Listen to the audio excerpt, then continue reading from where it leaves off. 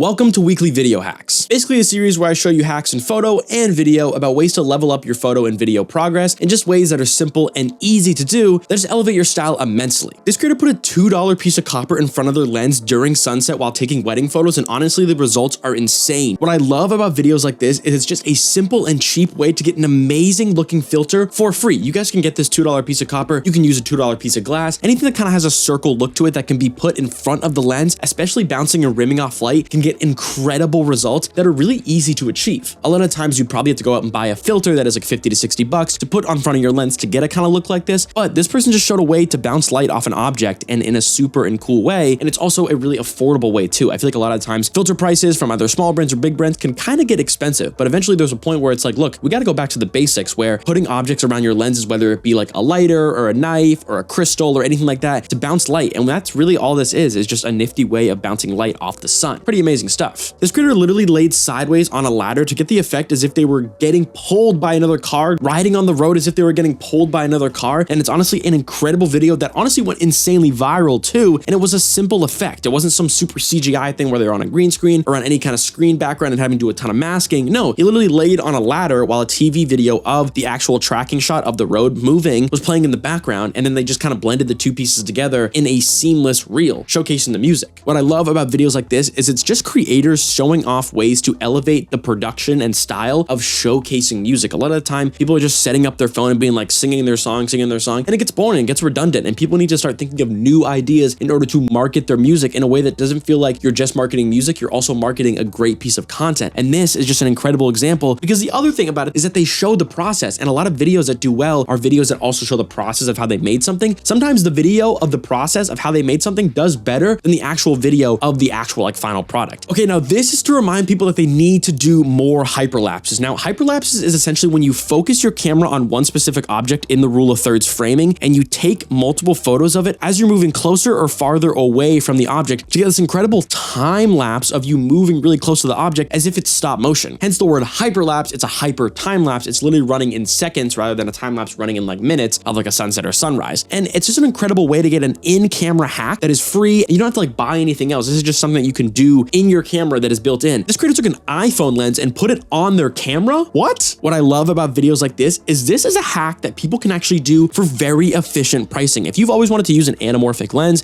but didn't really want to spend the $500-600 bucks on an anamorphic lens, you can attach one of the Moment phone lens onto your camera. I wonder how they're mounting it. I'm assuming it's some sort of like plate, or it's like a cheaper lens that they're using. On further inspection, it looks like there's a 3D printed mounting plate that you can buy, or you can obviously print yourself, or like Sony E mount or like Canon RF mount that you can attach phone lenses to. But this is just an efficient, cheap way to get that anamorphic look without having to go out and buy a full anamorphic lens. Of course, you can buy anamorphic filters and stuff, but that only gives the blue lines effect. It doesn't actually give the anamorphic squeeze that you're looking for with the lenses. This video shows you exactly how to make incredible AI video and photo prompts that look natural. It talks about the whole process of like why regular AI prompts don't work, and the biggest thing that he is saying is that detail in the prompts is what gets you a good result, whether it be photo or video. Super detailed. And he also breaks down the exact kind of specs you need to write down to get the specific prompt you want, and I'm going to be leaving them in the description of this video. But realistically, what I love about videos like this is it shows that AI is actually a lot more complicated than we think. It's not as easy as just typing in what you want. This algorithm learns by enough data to actually output something good, and we just need to be knowing that as humans, knowing that we need to be inputting a lot of data and not just being like, can you spit out a photo of me that looks pretty and cool? And it's like, no. You need detail. You need to kind of tell it what kind of camera you want, what kind of lighting, what kind of color, what kind of aspect ratio, all that kind of stuff, and then it spits out incredible looking footage. This creator showed an incredible way to not need a tripod when filming in your car with an iPhone to get incredible B-roll shots, and honestly, this is just using the surroundings of your environment to create media, and it's perfect. Taking your phone and attaching it by the headrest of your car to actually give the effect as if there's a tripod or someone holding it back there, getting a shot of you driving can be used in so many ways. What I love about videos like this is it's just creators showing incredible ways to make content easier for people. A lot of times people think they need to go out and buy this specific gear, this specific specific mount, this specific tripod to get this shot. And no, you just have to think a little bit. Maybe use duct tape, maybe use masking tape, maybe tape things around your car to get things to hook onto your phone. There's so many different things that you can think of, but this is the easiest way you can get this shot without having to do any taping, any tripod, any purchasing. It's just about putting your phone and squeezing it through your headrest and you get the shot. This is a super easy way to get a floating camera hack. Essentially just getting fishing wire and first getting a clean plate shot on the tripod of what you're shooting and then holding the camera up by fishing wire. I'd be a little scared to hold my camera up by fishing wire, but I trust this guy's process. And then just masking up the fishing wire in post with your clean plate shot, and then you can really ramp up the quality by doing keyframing, zooming it in and out, doing any swivel effects, adding a glow to it. There's so many ways to up this shot from just what holding the fishing wire was. But what I love about videos like this is a super easy way to get a complex shot that would really take a lot of 3D modeling knowledge and let alone After Effects knowledge. Okay, I never thought about actually doing this like on UV filters because like I like my UV filters to get these kind of glow and light flares in your photos. This person's using film, which is pretty cool. But what I think is amazing about this is just a cheap way to get colored filters, whether that be like blue or green, or like you do a split orange and teal on the bottom. But using UV filters to our advantage because of how cheap they are and how much we can really mow them to, maybe whether it's like breaking it and then putting it in between another one to make a crystal lens, or adding color filters to it, pantyhose, so many different things that can be used with UV filters that I think we're not using enough. I think we're taking UV filters for granted, honestly, because so many filter companies are essentially taking UV filters and doctoring them up and making them effects filters. This is something I've never heard about. Talking about something called Vertiscope. Essentially what I'm hearing is Vertiscope is tilting the camera vertically but mounting the lens horizontally, which allows the anamorphic lens to get every single aspect ratio you've ever needed in one single shot. Because anytime we shoot in 16:9 or any kind of horizontal video, we're kind of limited to the space that we can crop in and crop out, and we don't really get that much information. Especially with anamorphic lenses, you're kind of only getting that really long latitude squeeze, and that's pretty much it. And punching in, you almost lose all your image quality. But by having the camera on its side and then mounting the lens horizontal, specifically the anamorphic lens, you get a 4:3 aspect ratio natively, which means you can pretty much have every single aspect ratio you've ever wanted with zero quality loss. What I love about videos like this is a true camera hack. This shows you something that truly elevates using things for corporate, using things for video, for social media, everything. You're literally getting 6 different shots in one, and it's natively good when you punch in. Just an incredible hack that I think everyone should really look into if you own an anamorphic lens. This could incredibly elevate your style when filming in multiple aspect ratios for a client. Did I mention everything for the week? I think I did, guys. That was video hacks of the week. I hope you stay tuned in for the next one, where I pretty much am just going to be breaking down video hacks that I see online and giving them to you guys for ideas. Comment any more video hacks you think I should cover,